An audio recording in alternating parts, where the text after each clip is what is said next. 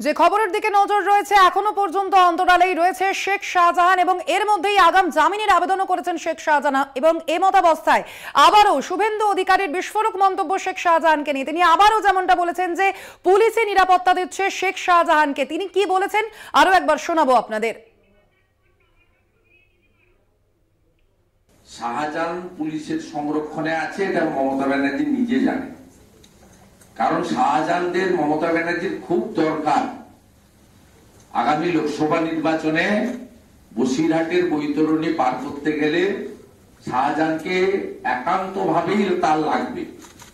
তিনি তার পদ বাঁচানো, তার রাজনৈতিক যে শ্রীবৃদ্ধি বা অস্তিত্ব টিকিয়ে রাখার জন্যই এই ধরনের লুম্পেন মাফিয়া ছোট ছোট ডন তৈরি করেছেন এবং পুলিশকে দিয়ে তাদেরকে আড়াল করে সংরক্ষিত করে রেখেছেন। তাই শাহজাহানের বিষয়ে আপনি মুখ্যমন্ত্রীর মুখ থেকে একটাও বাক্য শব্দ পাবেন না। এ বিষয়ে আমরা কথা বলবো। ফোন লাইনে রয়েছেন তৃণমূল নেতা জয়প্রকাশ মজুমদার। জয়প্রকাশ বাবু, আপনাকে স্বাগত কলকাতা টিভিতে। জয়প্রকাশ বাবু, এবার শুভেন্দু অধিকারী যেমনটা বলেছেন যে পুলিশ নিরাপত্তা দিচ্ছে শেখ শাহজাহানকে, এবং পাশাপাশি তিনি আরো বলেছেন যে লোকসভা নির্বাচনে প্রয়োজন রয়েছে শেখ শাহজাহানের, কি বলবেন?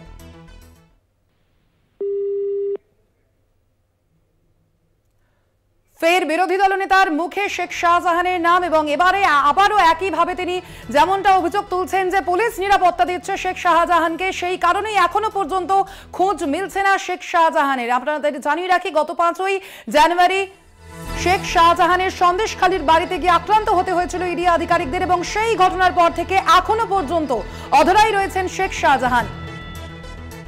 গতকালই ইডির হাজিরা এড়িয়েছেন শেখ শাহজাহান। এ বিষয়ে আমরা কথা বলবো। ফোন লাইনে রয়েছেন তৃণমূল নেতা জয়প্রকাশ মজুমদার। জয়প্রকাশ বাবু, আপনাকে স্বাগত জানাই কলকাতা টিভিতে। জয়প্রকাশ বাবু, শুভেন্দু অধিকারী যেমনটা বলছেন যে পুলিশ নিরাপত্তা দিচ্ছে শেখ শাহজাহানকে এবং লোকসভা নির্বাচনে তার প্রয়োজন রয়েছে, কি বলবেন?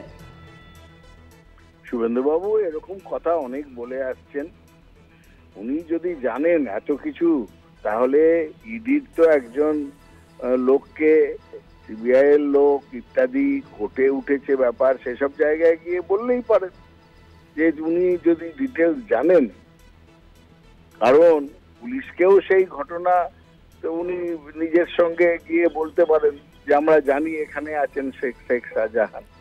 ঘটনাটা হচ্ছে পুলিশ নানাভাবে খুঁজে বেড়াচ্ছে শেখ শাহজাহানকে, এবং শেখ শাহজাহানের বিরুদ্ধে এখনো পর্যন্ত যে ওকে ইডি ডেকে পাঠিয়েছিল, গিয়ে একটা নোটিশ সাঁটিয়ে দিয়ে এসেছিল ওর বাড়িতে, সেখানে আশ্চর্যজনক ভাবে শুধু একটা নোটিশই সাঁটিয়েছিল, কোনো গ্রেপ্তারি পরোয়ানা সাঁটায়নি।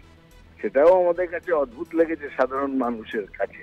তাহলে কি শেখ শাহজাহানকে শুধু সামন করা হয়েছে, মানে ডেকে পাঠানোই হয়েছে, আর তাকে কোনো গ্রেপ্তারি পরোয়ানা থাকলে সেই গ্রেপ্তারি পরোয়ানাও সাঁটিয়ে দিত। এদিকে ইডি কি চাইছে সেটা ভালো করে শুভেন্দু বাবুই বলতে পারবেন। শুভেন্দু বাবুই জানেন, কারণ ইডির যা যা কার্যকলাপ সেটা তিনি নিজেই আগে থেকেই বলে দেন, এবার এইটা হবে ওটা হবে।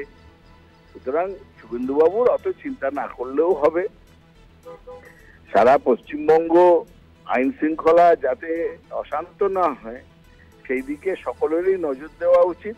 আর শুভেন্দুবাবুকে অনুরোধ করব, নানা রকম উস্কানিমূলক কথাবার্তা বলে পশ্চিমবঙ্গের আইন শৃঙ্খলাকে অশান্ত করার চেষ্টা করবেন না। এমনিতেই পশ্চিমবঙ্গের অনেক তার প্রতি অনেক অন্যায় আপনি করেছেন। শুভেন্দুবাবুকে বলছি যে পেটে মারা, ভাতে মারা, টাকা বন্ধ করা, স্কুলের ছাত্রদের পেটের লাথি মেরে টাকা বন্ধ করে দেওয়া মিড ডে মিলের, শুধু ক্ষতি করছেন। এখন আইন শৃঙ্খলা নিয়েও ছেলে খেলা করবেন না। ধন্যবাদ আপনাকে জয়প্রকাশ বাবু আমাদের সঙ্গে কথা বলার জন্য।